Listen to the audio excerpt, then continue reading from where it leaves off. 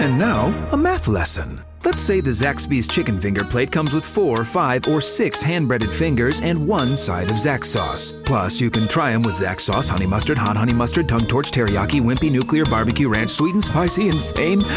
How many possible combinations does that make? Carry the 2 with the remainder... a lot. Zaxby's chicken finger plate. The sauceabilities are endless. From Tally to Cali, it's time to wake up. Wake up, wake up. Warchant.com is your ultimate Seminole sports source. And this is Wake Up Warchant, presented by Zaxby's. Now here's Warchant.com's Aslan Hajavandi and Corey Clark. Guess who's back? Wake up! Wake up, Florida State Seminole fans. It's Wake Up Warchant, brought to you by our friends at Zaxby's. This is Corey Clark alongside another person, and we're going to be here for the next, 45, 50 minutes, breaking down the biggest Florida State win in years. Aslan, how you doing, buddy? Dude, this is amazing. I'm great, man. My job security now is dangling, though. You might be able to do this entire show yourself. You can host it and ask yourself the questions and answer them. It'll be amazing. I feel like a lot of people would probably prefer that, but look, you're already on the payroll. We got to use you for something. Right. Yeah. I did not think that I would have to say wake up. I don't even remember making that. You're right. I made so many bets about what I was going to do if they actually beat a good team that I don't know what else I owe. I might owe a kidney to someone for all I know, all the promises I made. But yeah, pretty remarkable scene on Saturday night, my man. I think somebody said you were going to give out $10 gift cards for food at Zaxby's or something, maybe. I don't know. I can't recollect that, but somebody posted. I think that sounds right, too. Sounds somewhat familiar. Yeah. I think I might have said Notre Dame, but maybe I just said either one of them, like just a top 5 team, a good team. I have to go back and look. But, yeah, that sounds like something I would have said. And I don't want to not squelch, live up to my – yeah, I don't want to squelch and not live up to my my promises. So I got to go back and figure out who I owe money to. And, all right, we'll figure it out. I guess it's going to be Zaxby's that we're sending them to. There you go. If you're listening to this in the early morning on Monday, I think the promo code FSUWIN, FSUWIN, might still be active. And if it is, jump on it like Apache, although you're a Seminole. It will give you an entire annual membership for only $20.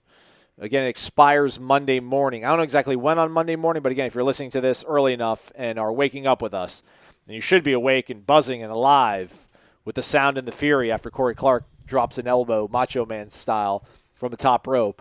FSU win. Try it out. You will like it. Florida State, 31-28 victory over North Carolina. First victory over a top 5 team since 2014. First victory for Florida State over a top 5 team while Florida State was unranked since 2007. Boston College, obviously everybody knows. So much good to talk about. Let's begin, obviously, with the defense, I think, Corey, which we're both – I'm an offensive guy by nature. It's just so much easier to talk about the offense, I feel like. This defense, in no way, shape, or form did I think they had in them. I mean, I know they had that in them because we said how good that we thought they were going to be going to the season. But after watching them play for 4 games, you just thought that something was lost in translation and probably was just too far gone to pull back onto the boat at this juncture. But they proved us wrong. I mean, they surrendered a whole heck of a lot of yards to North Carolina. And say what you will about that last drive, I'm sure you will, Corey. But they look much, much improved. They constantly were in Sam Howell's kitchen. They ultimately did enough, especially in the year 2020, playing defensively, holding a team like North Carolina to under 30 points. More than did their job. Can't say how proud. I should say that. I mean, I don't know on a personal level. Just how excited I am for all of them to achieve the success they did on Saturday night. Can't believe they did it, man. Can't believe it. Yeah, and it look, nobody saw that coming. And you can look at the yards and go, yeah, okay, they gave up 550 yards. Well, look, Georgia's got the best defense, one of the better defenses in college football, and they gave up 550 yards to Alabama. And I'm not saying Alabama's offense is – I don't say North Carolina's offense is as good as Alabama's, but – it might at least be somewhere in the ballpark. Like it's one of the best offenses in the country, and they're going to put up yards and points on everyone. What you loved was I just don't understand where that ferocity up front came from, or maybe more to the point where it's been. Yeah. That's what's so confusing. I mean, they just looked like a different group. They looked like they were mad. They came off the ball. This is what we were hoping to see. Instead of dudes just standing straight up and being blocked, they pushed guys. They pushed guys on fourth down. They were just completely, they had 2 fourth down stops, 2 critical ones, including one in the first half on a 4th and 1 where they just blew it up. They looked like what we thought they were going to look like. They had, 4 sacks, 8 tackles for loss, a ton of hurries, and we're all about hurries. Yeah. And I just thought that was I'm still kind of befuddled about what we watched. It wasn't completely stunning that Florida State won the game. I didn't think there was any chance they will be able to win the game by not scoring a point in the second half or in any half. Going a half without scoring a point and still winning a game. Yes, the North Carolina put up some yards and points in the second half. They put up 7 in the first half. And as it turned out, that was kind of where the game was decided. They had a 24-point lead in the first half. They lost the second half by 21 points, but that turned out to be enough. And that all starts up front. Those guys, Marvin Wilson, Durden when he was in there, J-Rob and Kando, J-Rob especially, and then Kando with the great play on the pick six. I was just like, where did that come from? Where'd it come from? Don't know. I wonder if, during pregame warmups, I saw them. Usually they'll go through their same sort of, set of drills and stuff, most of these segments. Saw the linebackers doing a couple different things, and I saw the defensive line doing more like stunting. I don't know how much of that they actually did in the game, but also like when they got ready to break for the final time during pregame warmups, like Odell pulled them all into a huddle and was as pretty much impassioned as you're going to see. Odell's not too over the top, rah, fire and brimstone, but he really gathered them around before they went back into the locker room or got the final sort of period or two in before pregame warm-up, that it did seem like they were going to take much more ownership going into this game. And for me, what I do wonder, we talk about where was this aggression, where was this sort of level of, just attacking style of defense, especially from the front four. I do wonder how much of what they've been doing is like Adam Fuller's sort of, background more or less of being kind of like a secondary coach a little bit is kind of his second sort of, specialty or what you will. I wonder how much of what they were trying to do was to take pressure off the defensive backs by maybe having the defensive line not over pursue and then, open up huge lanes for quarterbacks to run through or, bust big plays down the field. But it just seems like for whatever reason, if there was some sort of paralysis by analysis or just something that was created to make this defense function easier for another segment of this defense, it all went out the window, and it was pretty much rely on your God-given talent. Josh Kando, you're 6'7", 260 pounds. Fly off the ball as fast as you can and try to break down the pocket. Marvin, Coop, the play that Cooper made on the stop where he shifts over and pretty much lines up over the center and blows up the entire play. Like, I don't feel like we saw that kind of adjustment live in game, and then also that sort of aggression, and that is what we thought we were going to see from week one. But hey, better late than never, and you got over top 5 team, and it's an incredible victory, man. Really, we could sit here and nitpick. Maybe we will at some point. I really got nothing to complain about from the game, nothing at all, especially defensively. The only really complaint I have is Dontae Lucas. We'll get to that in a second. But overall, I don't want to start the show with that. I wrote about it after the game. This was a desperately needed win for a desperate program. And, I was talking to Brady. We were watching the game, Stephanie too, and she's like, look at the score. They're going to blow them out. And I'm like, well, there goes that. You just jinxed that. And I was telling Brady, and her too, really, it's like, I don't want to write another moral victory game. I don't want to write another like, hey, look how far they've come, even though they lost in a heartbreaking fashion. Look how far they came from where they were 3 weeks ago. They needed to win that game. They did not just need to play it close. When you get a 31, like if they'd have gotten down 31-7 and then come back and lost 31-28, I think you can take solace in that, take something from that. But if you blow a 31-7 lead at home, mainly because you just give away a touchdown because your offensive guard, I said I wanted to talk about it, I'm not going to talk about it. That would be debilitating. That would be a crushing loss. They had to win that game, whatever it took. The football gods owed them, so thanks for the drops. But by UNC, but they owed them that. They owed them that game, and that was just a huge win. It's Now you can look, and people actually care. Like I could have written if North Carolina goes down the field and scores with 25 seconds left. Oh, well, you hung with the number 5 team in the country. You only lost by 4 points. Think about where you were 3 weeks ago. Think about where you are now. That should make you feel better. Nobody was going to feel good about blowing that lead. They didn't blow the lead. Not all of it. And everybody should feel good because that game in Coral Gables, or it's not in Coral Gables, Miami Gardens, whatever city they play in, was a travesty. It was a catastrophe. It was an embarrassment from start to finish. That program 3 weeks later just beat the number 5 team in the country. Yes, with a lot of warts. Yes, with still 12 penalties. Yes, not scoring in the second half. But that first half they put together, really on both sides of the ball, was as good. And you couldn't expect 2 halves like that. Of course you can't. It's Florida State, man. You knew the other shoe was going to drop. You knew the balance would be weighed out. But that half, that's as good a half as we've seen since when? Like literally when I don't even know like if the 2014 team had a half as good as the one we saw on Saturday night. Now the second half happened too, and we can talk about that later, but man, if you just focus on that first half and how dominant they were. If they don't make some mistakes, if the receivers don't make some mistakes, if Pokey doesn't drop a pass, who knows? But even still, they were up by 24 points. They had an unbelievable 1-minute drill.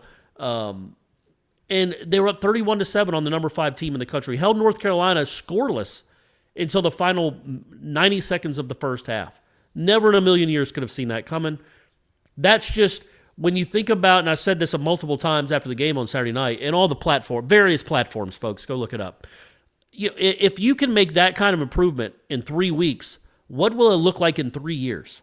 If that's the possibility that you can do in 3 weeks, because I don't think you think either that Saturday night was just a fluke. No, they got breaks, but whatever. North Carolina played terribly. They took advantage, but you can watch, if you go back and watch the first half of that North Carolina game and then compare it to the first half of the Miami game, looks like they're playing a different sport. It looks like the Florida State added 3 guys on defense, so they're playing with 14. None of it made sense. But that's how much they've improved in 3 weeks in a COVID year, with guys still being out. With maybe the guy that had been their best defensive lineman all season really was Fabian Lovett. He didn't play, and you still looked like that. Tamorian Terry didn't play, and you still looked like that, man. A lot of it goes back to the quarterback, and we'll obviously talk about him. He is a difference maker. Ira called him a program changer, and I don't disagree, but certainly a difference maker for this season. But, man, I think as a Florida State fan, when you think about the possibility of what this program can look like in 2 years, nothing's guaranteed. Nothing's set in stone that this guy's going to get it done. But by gosh, you got to be really happy and really encouraged by what you've seen in just the span of 3 weeks. It was a 1-3 football team. Like they weren't going to play 60 sterling minutes against the number 5 team in the nation. It just doesn't work that way. That's why like all the nitpicking I just kind of find a little bit like humorous to a certain degree. Go back, the national title game. The first half, as ugly as that was, Auburn could have scored like 20 more points than they did. They had guys running wide open, but Nick Marshall missed a couple throws. Like it happens in football games. In the fourth quarter, that last drive that North Carolina had, it kind of did get offset. I like how you brought that up on the rap you did with Ira. But they made some ridiculous catches in the second half, North Carolina. Yeah. And then when it mattered, then they dropped a couple too. So it's sort of evened out. By those guys. Like the guy that dropped the last 4th down pass caught one between his knees on the drive before that led to a touchdown. So everything being equal, if he doesn't make the catch of his life with his knees, then his drop wouldn't have even mattered. The game would have been over. So I don't really think that. In the same kid with the kid that dropped what would have been the touchdown pass when Miko was pulling his jersey, that kid made a ridiculous catch. A couple of them down the sidelines. Like, man, you can't just assume you're going to make every catch. Like he made a couple. They owed, like again, the catch gods, the Florida State, the football gods. They owed Florida State 1 or 2 because those guys did go out and make just some ridiculous plays. And again, that's what makes me feel better. What should make you feel okay about the defense is, they gave up a ton of yards, but they weren't just, other than a couple of breakdowns in the middle of the field with Steven Dix in the middle of the field, or I don't want to blame it just on him, but he was the guy that was chasing dudes. Man, nothing was really all that easy, was it? No. There was some tough running from them. I mean, but North Carolina had it. Yeah, they earned it. I mean, I think you mentioned on the wrap. It's just they they definitely earned everything they got against Florida State's defense. Like there was a few breakdowns. They on the one, I don't know, was it a 2-point conversion they went for, or was it a fourth down they didn't get? They had somebody in the back of the end zone that was open, and he just, he missed the throw on that, Sam Howell. But these things happen. Like I don't feel bad for it. I don't feel guilty about it, and you shouldn't. And it shouldn't, diminish the victory. Again, this team, what they've been through, to come back 3 weeks later from what happened in the Miami game, Notre Dame game, kind of stepping up, playing it close. And I'm sure we heard him the way he spoke Wednesday before the Notre Dame game, just about how unhappy he was with the effort in practice and that, there's a standard and, et cetera, et cetera. But he pushed them really freaking hard in practice, and they fell short against Notre Dame. And to see them probably go through another week of really intense practice, he even said as much, Mike Norvell, after the game, and then rise to the occasion, like come out and just explode on North Carolina in the first half, and then hang on and make a couple plays, get a couple stops in the second half, get a couple first downs, milk the clock. You talk about winning DNA. I mean, it doesn't happen overnight, but they made some of those plays on Saturday night, and there's no reason to think they can't continue that moving forward. Now, you mentioned this again on the wrap. Like, there's probably going to be a game they'll probably get tripped up somewhere here besides just Clemson. If I had to bet on something, I don't think it's going to take away from the overall trajectory of this program right now. And I hate to be so reactionary, but again, we saw the growth from Miami to Jacksonville State, even though they're two disparate teams. You could still tell when Jordan Travis came and just how better things looked. And then to Notre Dame, and then out of North Carolina, that it's hard to not be excited. And that's why I just think maybe I'm just more apt to look the other way on some of these foibles they had against North Carolina. But that's football, man. If you're not Alabama or Clemson, you're not playing 60 great minutes. It just doesn't work that way.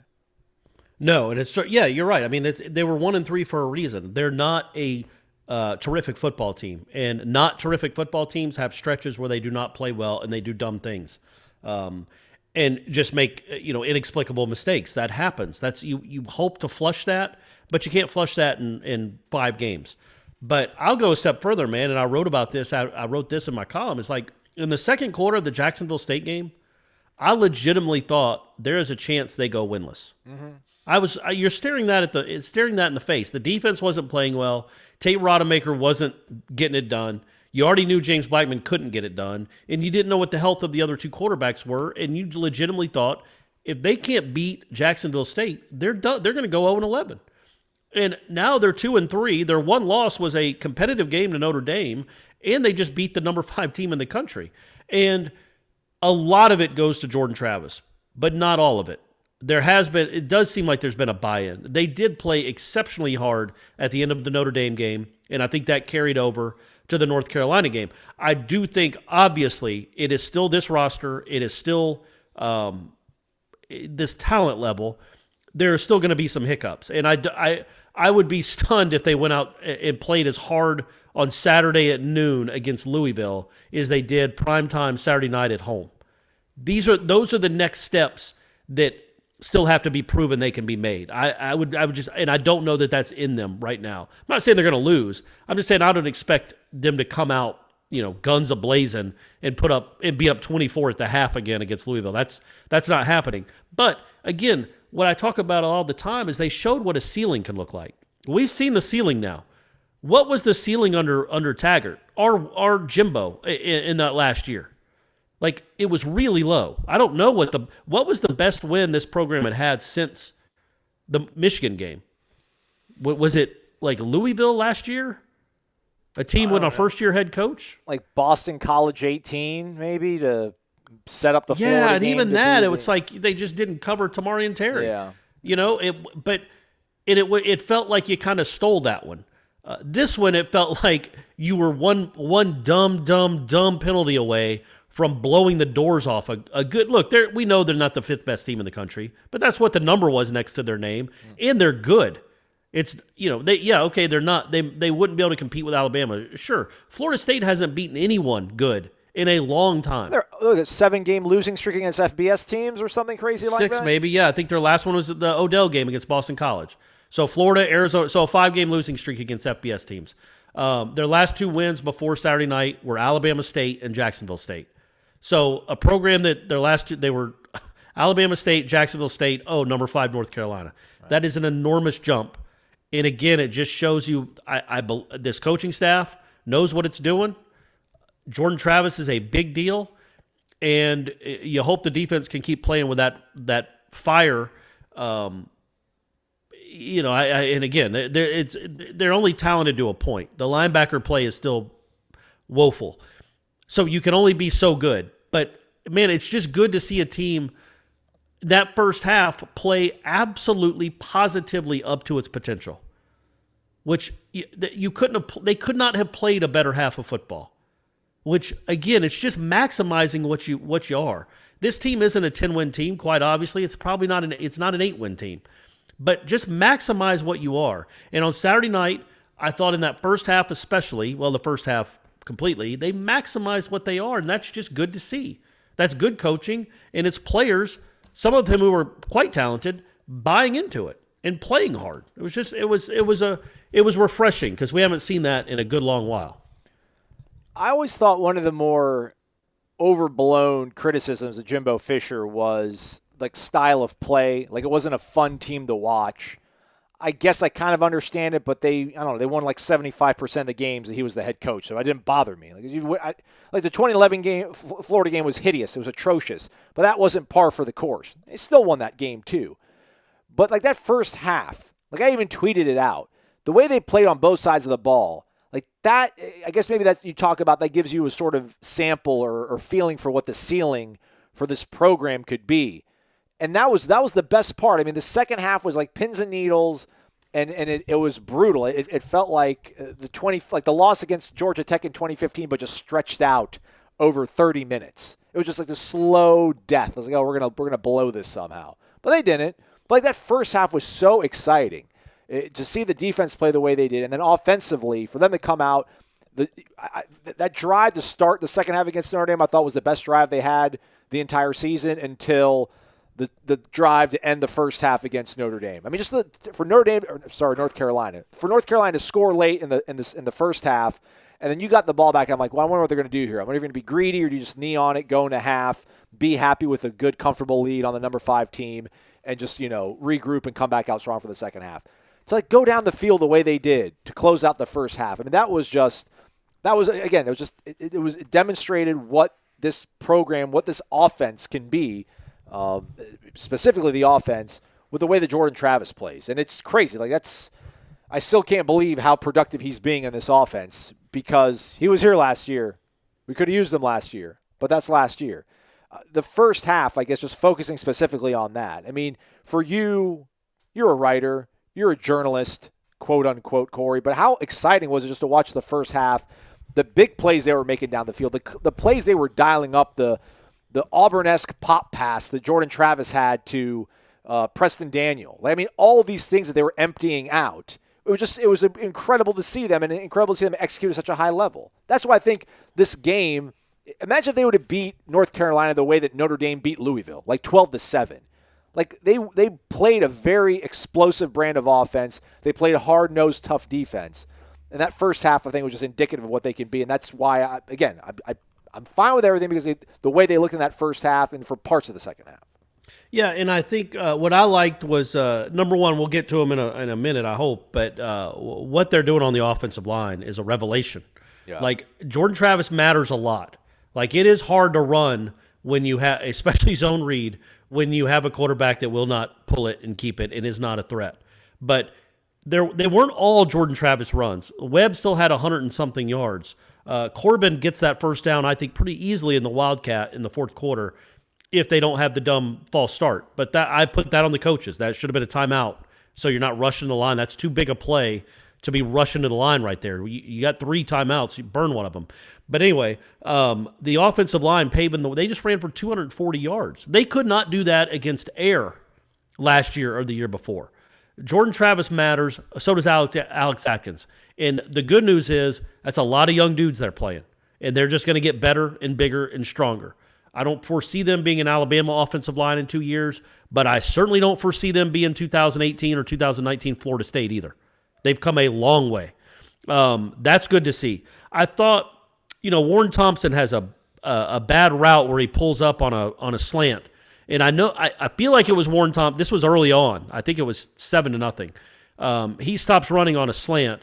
And the way Jordan Travis looked at him was like, come on, man. They focused on Travis's face, and he was shaking his head like, what? And Thompson, like, patted his chest.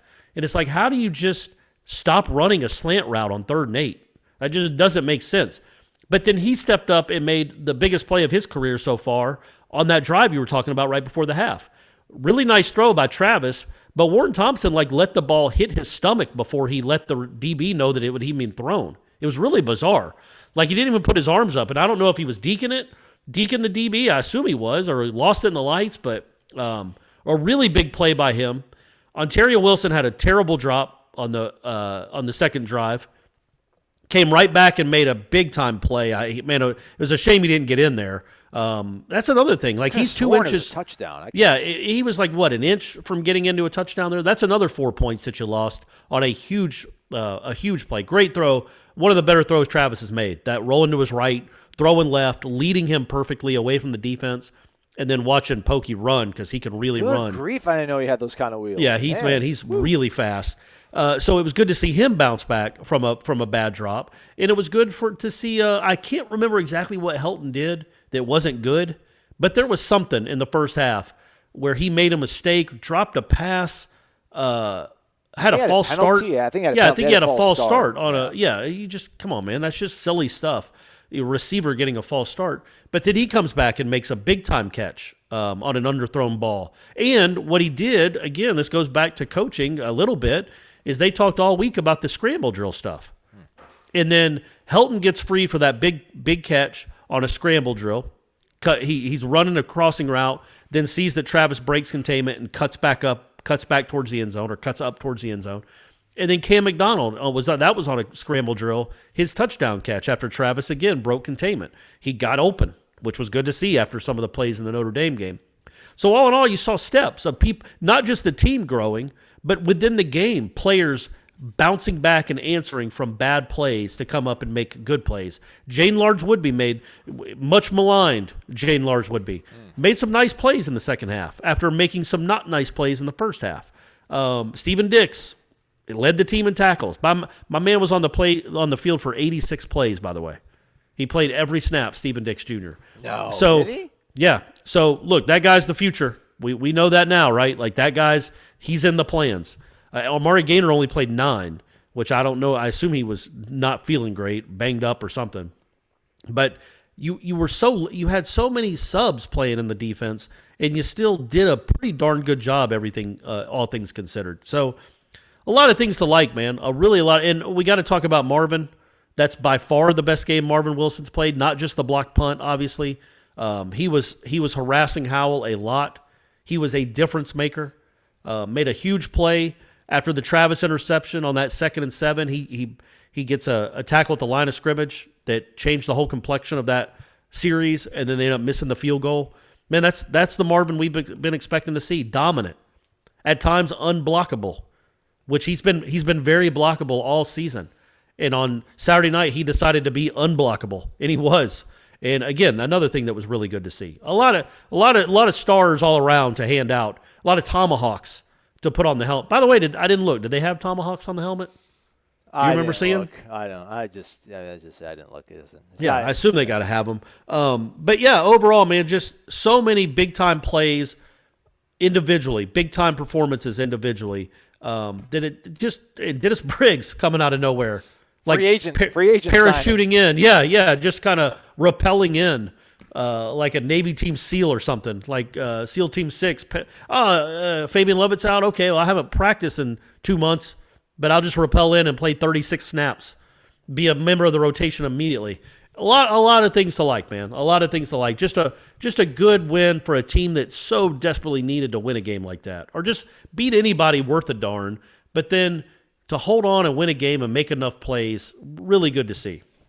Marvin graded out 76. That was the second highest grade of the defense. He was a guy that graded out 90 overall for the season last 2 years, but we definitely saw him close. Yeah, but when you weirdly, as we pointed out, when you looked at his individual grades from last year, he didn't have a ton in the 90s. Like he had, it was lately like 82s and 81s and 77s, but for the season it ended up being in 90. So you tell me how that grading system works, but that was certainly the best game he's played this season. And he was a guy that they whatever. They have like a big team huddle sort of thing in the end zone before they go back into the locker room and then come back out to actually play the game. And he was the guy in the middle leading the sort of the charge, coaching up the guys. So it's encouraging to see him obviously still dialed in, still plugged in, still playing really hard because, again, it's 2020. Everybody, there's excuses all around you, especially when you're at a place like Florida State and you're 1-3, to maybe pack it in, but to have him play his best game in that sort of circumstance, it's just hard to think that he's going to regress from this point. So just glad and happy to see him play to his potential. How about, and again, I like this, maybe most of you folks don't. I like the way that Marvin took up for Coop after the roughing the kicker penalty when Mike Norvell was out pretty much at midfield barking at them. And Marvin's like, hey, Dad, it wasn't little brother's fault. And then Dad's like, no, listen to me, man. It was his fault. I kind of like the way that Marvin took up for Coop, although he took it on the chin from Norvell. But I like that. Camaraderie, man. Yeah, man. That's his boy, right? And Cooper played well. Good to have him back, too, obviously. Look, there were some personal fouls that the Durden win, it's just bad luck. I mean, you got to be smarter and not put your head down like that. But he didn't know Howell was going to duck. He still was leading with the crown, but he didn't know Howell was going to duck. That was just bad luck. Marvin had a late hit, I think, too. Yeah, but that was a yard. That was a yard penalty. Yeah. It's still not smart, but it was a yard penalty. And then Cooper's didn't matter at all because they kicked it out of the end zone anyway. And it was on a PAT. And again, he was engaged with the lineman. He was pushing the lineman. They were pushing each other back and forth. The lineman slipped away, and literally, I think this is what happened.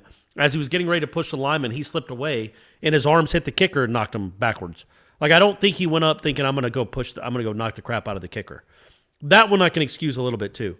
The Dontae Lucas one, I don't know the last time I've been madder at a Florida State football player. I think we took long enough. We can get into this now. All right, fine, yeah. That was almost that's a losing football play, man. You're not. Florida State doesn't have opportunities like that. They're not about to step on throats a lot. So you have a chance. You're at the 5-yard. Number one, before we get into Dontae Lucas, after one of your running backs just has a 55-yard run, an electric 55-yard run down to the 5 and is exhausted, don't give him the ball again. It never works. Just don't. And it's the same thing when he got lit up by Notre Dame, and then they gave him the ball again. LaDainian Webb is awesome. He's a difference maker. He is the truth. He is the next really good Florida State running back. I think we all see that.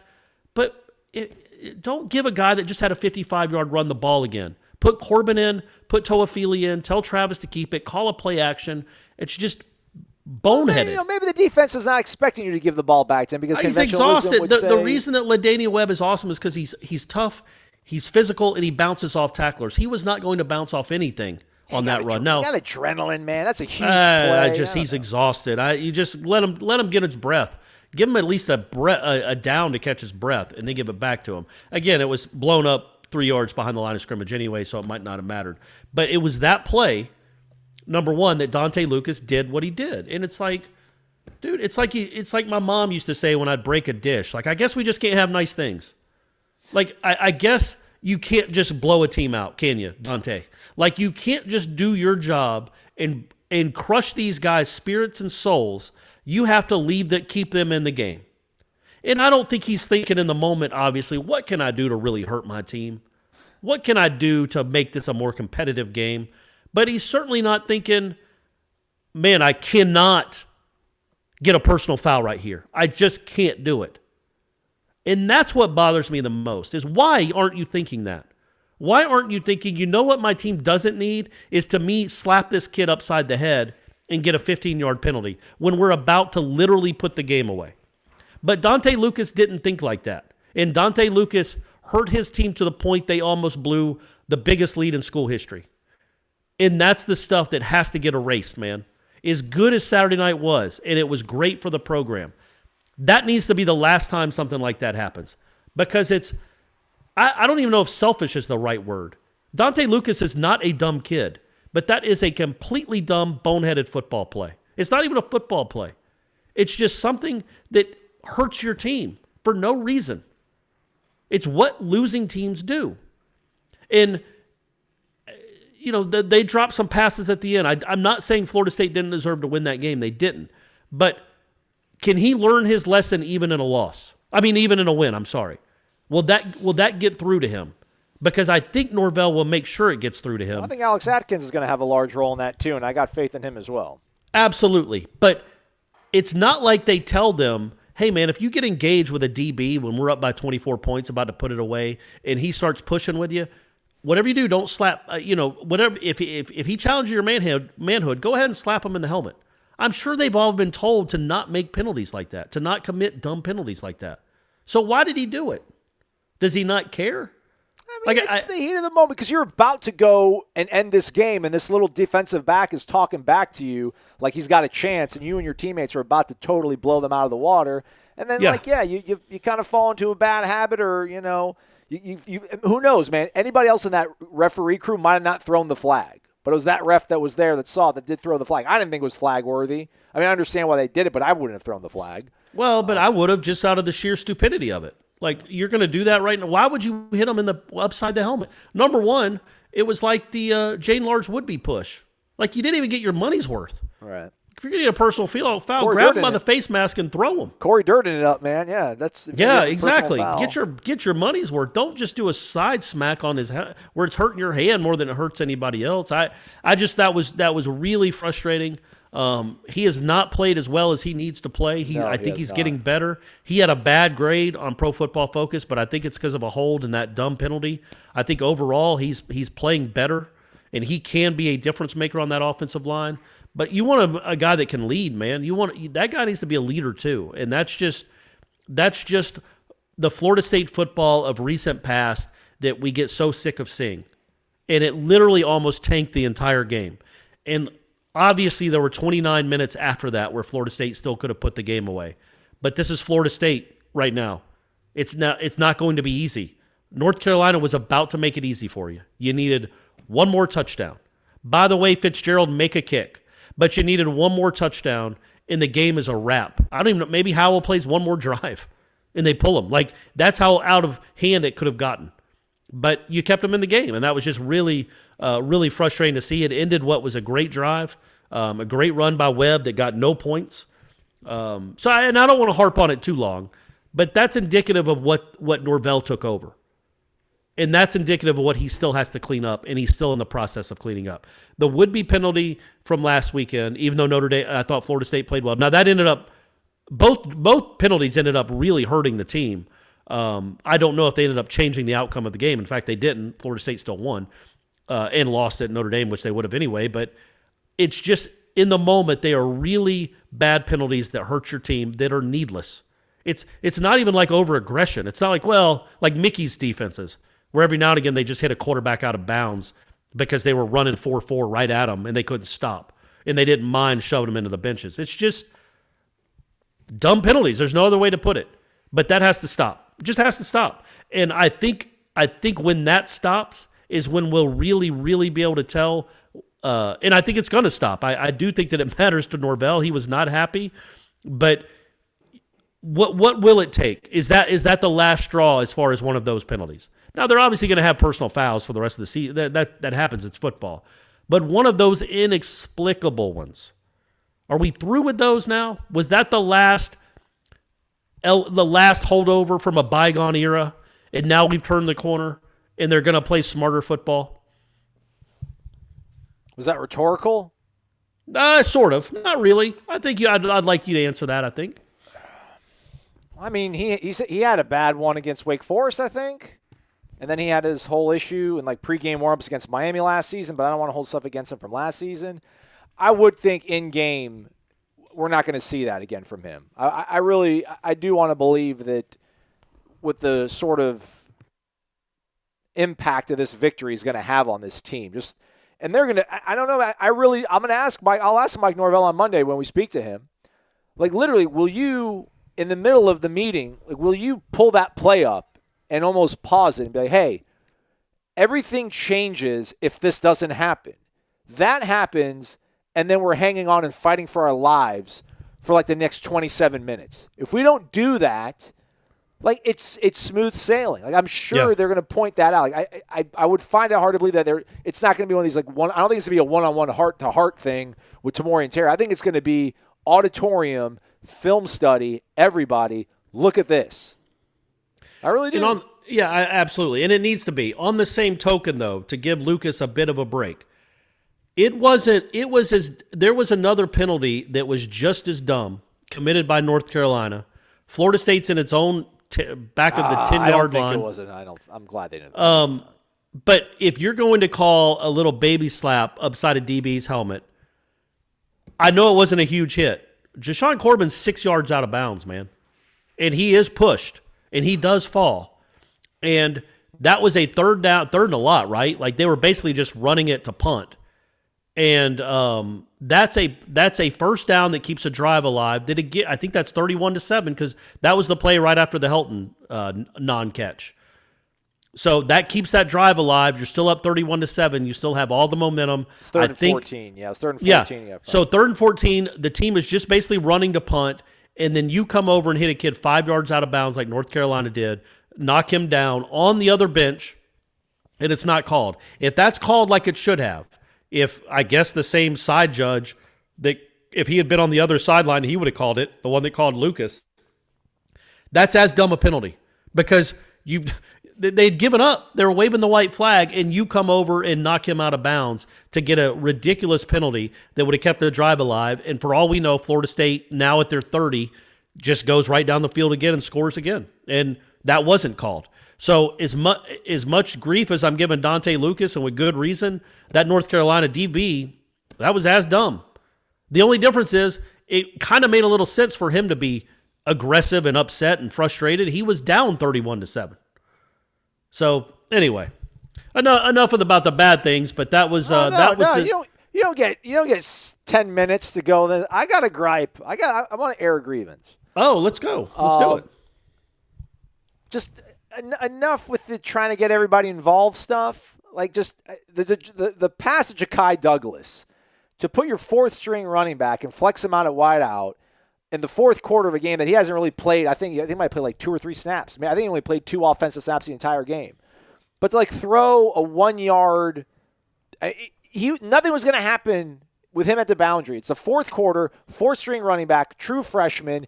You throw a 1 yard sort of flare screen pass to him on the boundary. We're nowhere to go. It would have been 2nd and 9, but it's like an incomplete 2nd and 10. Like the offense needed any spark they could get. It's like just if you're going to run the ball, hand it to LaDamian Webb or let Jordan Travis just keep it. The game management didn't bother me with them being conservative in the second half, milking the clock. The only thing that did bother me, you can milk the clock and then still snap it with 5 or 6 seconds left on the clock. When they would wait till there's 2 seconds on the clock, like that, at that point, your offensive line is improved, but they still just can't whip the guy in front of them off the ball all that well consistently. So, like when the defense knows there's 2, 1 left on the play clock, they start lunging towards the defense, the line of scrimmage. You lose your sort of advantage that you have on the offensive side of things. So that kind of bothered me. But otherwise, the conservative sort of approach didn't bother me. Now, in the year 2020, pretty much saying, all right, we're going to let our defense go out there and get a stop for us. I wasn't a big fan of that. It did work out. My fear was that North Carolina was going to score with like 10 seconds left, and you wouldn't even have enough time left to bounce back. But I don't know, man. He trusted his defense, and it worked out. So I'm not going to really second guess it all that much. But yeah, man, let's keep shortening the bench. I think there was like 19 offensive players that played. Should have been 18. But I would say this about the Douglas play, and I hear what you're saying, but I don't think that's the call. I don't think it's like, hey, throw it out wide to Douglas. I think that's a RPO in the quarterback, because we've seen him make that play. He'll run to the line, and then if the guy's open out wide, it's almost like a toss sweep. It's like a pitch. And I think that was the call. Like I think it was, if the run's there, run it. If not, throw it out wide. Now you could say that should be 80 that he's throwing to and not 22. I 100% understand. But I don't mind the call, maybe the kid that you're throwing to. But that's hindsight too. Yeah, the kid dropped the ball, but I think they think that kid's going to be a really good. And he also had a big block punt, so he did have a big moment. We haven't even talked about the block punt, but that was what a way to start a game.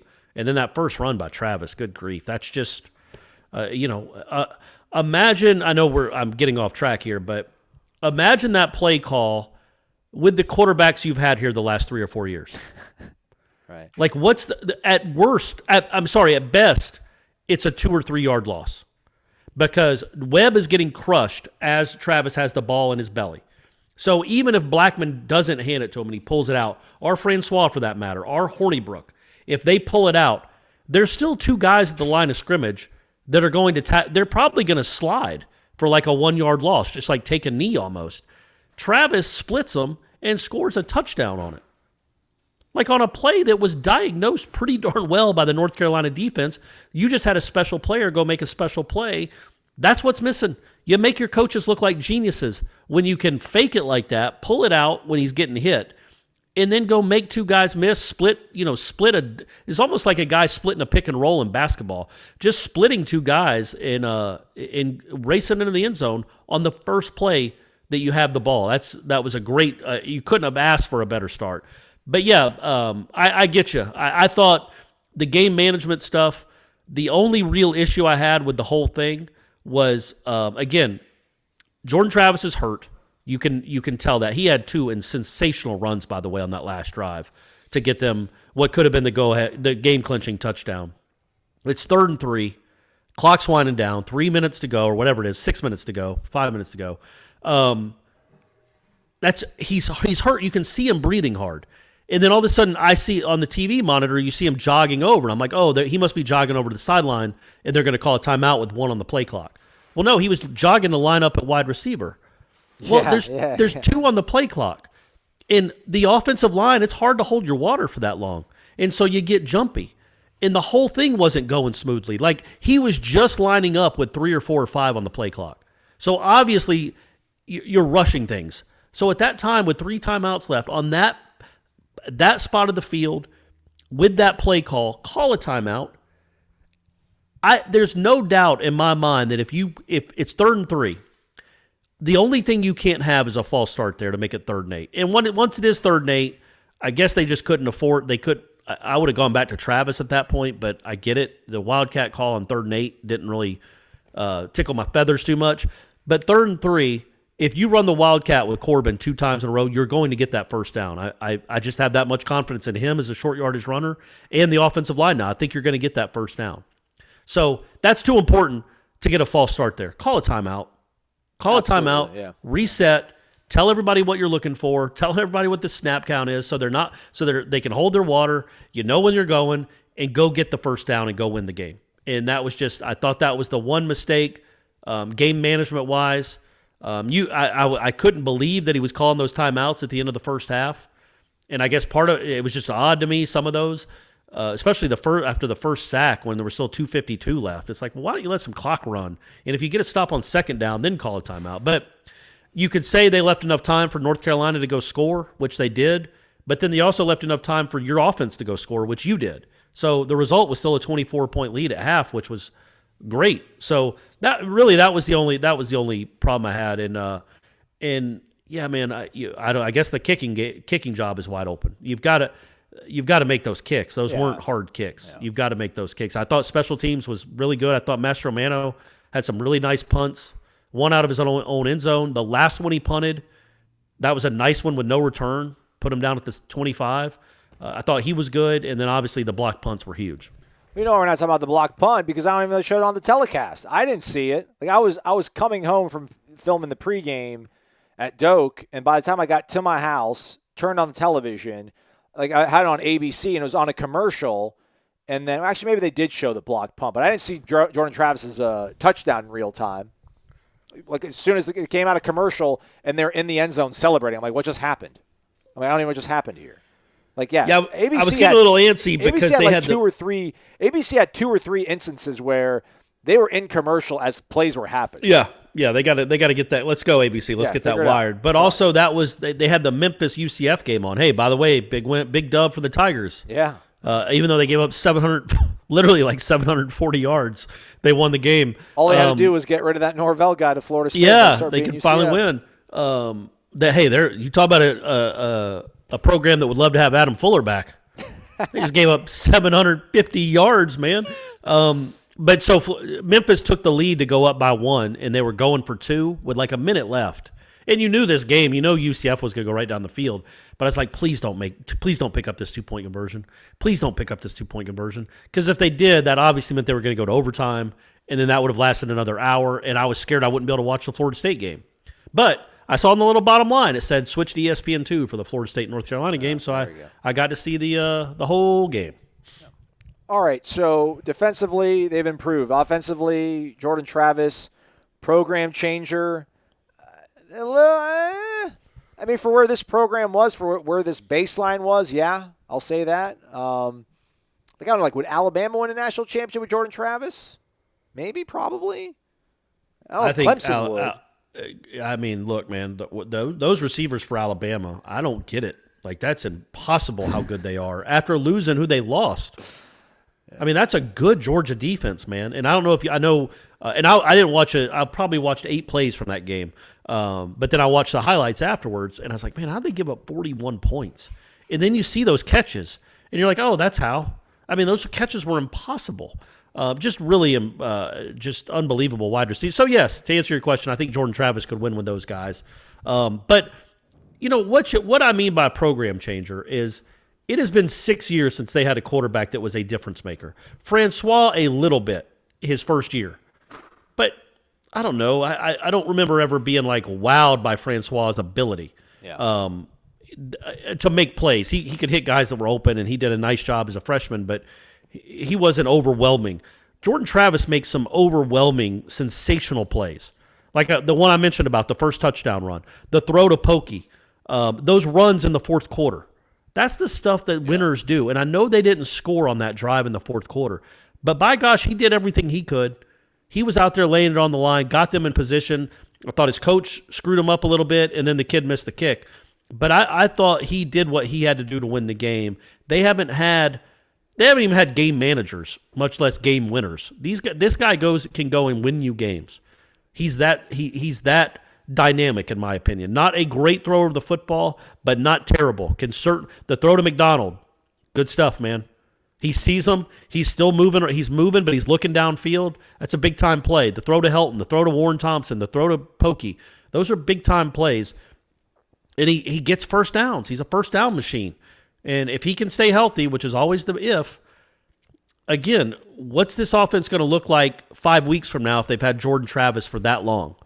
And they really can cater it to what he does well, know exactly what he does well.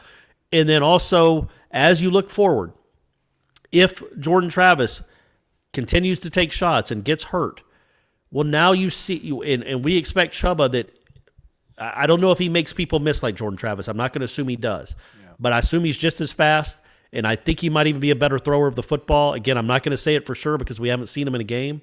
But if he is a step above Jordan Travis, Jordan Travis is up there, man. Jordan Travis is the real deal. I'm not trying to push him to the side. But as we go forward with this program and this offense, if you see what Jordan Travis can do with it, man, if something happens to him, or if Chubba Purdy is awesome, he does everything Jordan Travis does, but a little bit better, man, this offense will take off even more than it already has. But I do think that I think if Jordan Travis wasn't on this team right now, Florida State would be 0-5 and be the laughingstock of college football. They're 2-3 and just beat the number 5 team in the country. I think almost all of that goes to Jordan Travis, and quite frankly, quarterback recruiting in the previous 3 or 4 years, or 6 years, really. I mean, I think he's made that big a difference, right? Without Jordan Travis, it's Saturday. I mean, let's say Jordan Travis. It would have been the Boise State game last year. I mean, in terms of what he, even at his worst, he didn't obviously play his best ball in the second half of the game against North Carolina, but he did have some good runs. He did get some first downs. The game against Boise last season, the offense couldn't do anything in the second half. They couldn't help out the defense at all, and then they wilted away.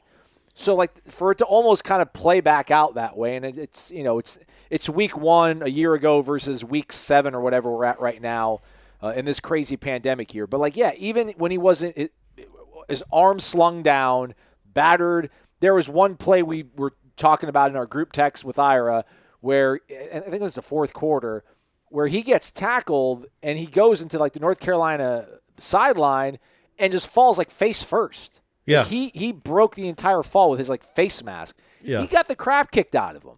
Yeah. But for him to be able to go out there and still execute a couple plays, enough plays to milk enough time off that clock, it shows you. I mean, maybe that's not the sort of dynamic playmaking thing that everybody's going to remember about him against North Carolina, but those are the winning plays. That's like winning DNA. That's the kind of stuff that hasn't been around here and wasn't here when they were clinging to leads or trying to fight their way back into games. So, yeah, again, I'm not trying to push him out for Chubb either. I was wrong on it. I mean, I said that, to your point, if they don't have Jordan Travis, they're probably 0-5. My thing was I just don't know, like, what would Mike Norvell's path forward be if this program was going to finish the season out like 1-9 or whatever, 2-9, I guess, with an 11-game season, with like no sort of defense, no sort of offense. Like, what are you going to market? And you're so far behind in what you've recruited in the past. But now that's, that was 9 podcasts ago. It matters nothing now, Corey. Jordan Travis has erased it all. It's incredible. Yeah, and you wonder how we're not going to know, folks. We won't know till Saturday how healthy or unhealthy he is, for sure. He took a beating. He's taken a beating really the last 2 weeks. And that's my one worry, is that for him to be effective, he has to run the ball, and he has to run the ball physically. Like, he can't run out of bounds if he needs to get a first down, and he doesn't. He's a tough kid that takes on defenders. But, again, he's not a huge kid, and you're going to have backups that can play.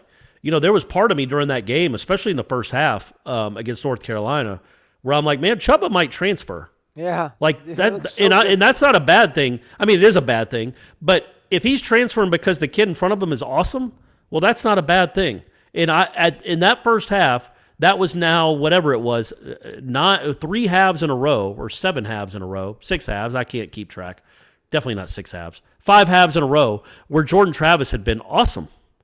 And it's like, man, Chubba, good luck, buddy. Good luck beating this guy out because he does everything. The one thing you wonder about is the health. And if you have a guy waiting in the wings that's Chubba Purdy, and so I don't know. I think it gives you a little more leeway. Not that you're going to tell Jordan Travis, hey, go run, balls to the wall, just fly into everyone and take a punishment. He's not going to do that.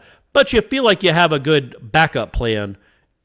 But the number one plan right now, plan A, is Jordan Travis, which we would have never said 5 weeks ago. No. But he's it, man. He's as good. He's played the position as well as anybody's played it, making plays, being tough, getting the tough yards, getting the first downs, being a playmaker since Jameis was here. Now, that's not a huge bar to clear with the litany of dudes that have run through here and not been good since Jameis left, but it's impressive to see, man. It's just kudos to that kid for sticking it out. I was wrong on him too. I had no idea he was this. But that running ability can't be taken for granted, just saying, he's mobile. It's what mobile quarterbacks do. No, man, he makes people miss. He's tough to tackle. This is a dynamic that Florida State hasn't had really in my lifetime, really.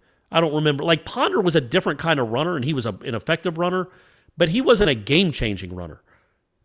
Travis is a guy that's run for 100 yards the last 2 weeks against 2 top 5 defenses. When they're expecting it. You can't game plan for some of this stuff, man. He's just a unique, special kid. And you just hope he can stay healthy moving forward, but you do know what you have in him now, and you've got a real playmaker. And you did not know that at the beginning of the season. So all of a sudden, if Chubb is as good as we think he can be, and Jordan Travis is this, well, now you feel pretty darn good about the quarterback position. Poor man's Russell Wilson. Man, he's a better runner than Russell Wilson. Certainly not a thrower, and yes, that's not an insult because Russell Wilson's awesome, but man, he reminds me more of Lamar Jackson. He's not as electric as Lamar Jackson, but 100. It's not easy for quarterbacks to run for 100 yards and throw for 200 yards, which he didn't get to 200 in that game, but that was because of drops. That would have been 2 games in a row where he threw for 200 and ran for 100. That's rare stuff. He's not an electric, quite the athlete, obviously, Lamar Jackson is, because who is? But his running is just something you can't defend if he's going to run like that. He's just hard to tackle, and he's tough, and he's fast, and he's aggressive. He's tough-minded. Everything you'd want out of a quarterback. Again, you just wonder about his body. I'm going to keep saying it. That's my only concern. But that guy's answered every question I had about him. He's answered, and he is a good enough thrower that he can win you a bunch of games.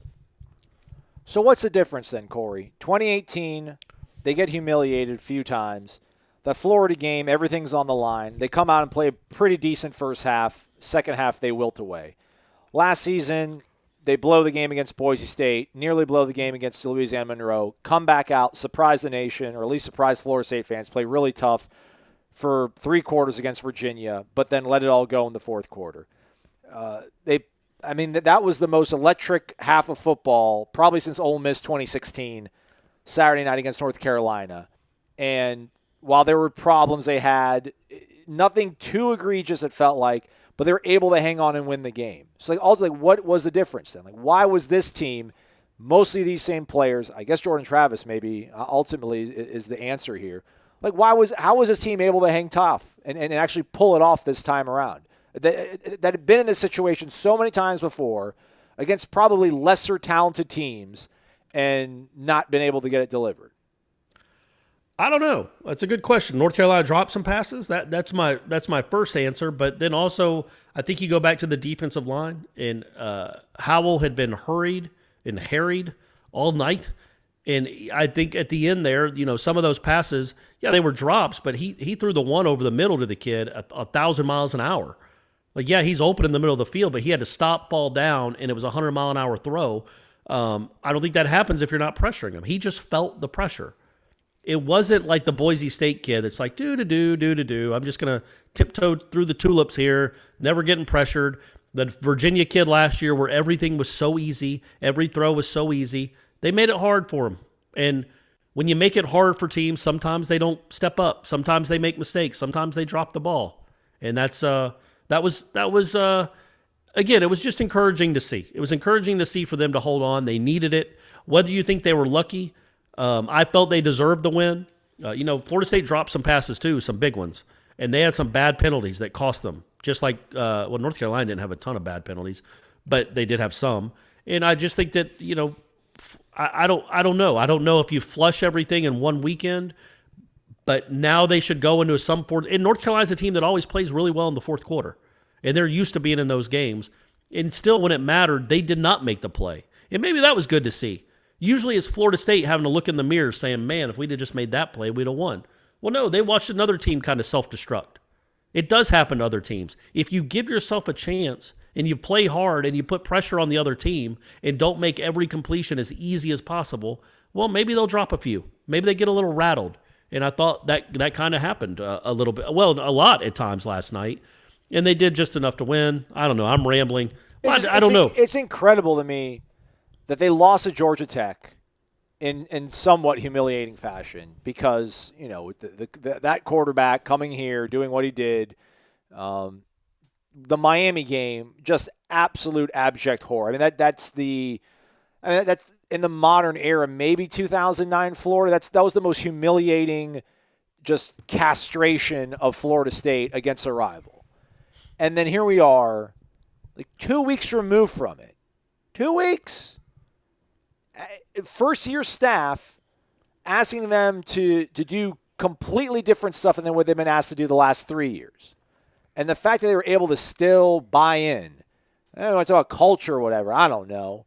But that to me is just the most incredible thing about this is how terrible they looked for the better part of 3 games. Even Jacksonville State, it was, I guess, a quarter of it. But the Georgia Tech, the Miami game, to look that terrible with a new staff, with the pandemic, everything going on, probably asked not to go out and socialize. You have to stay in.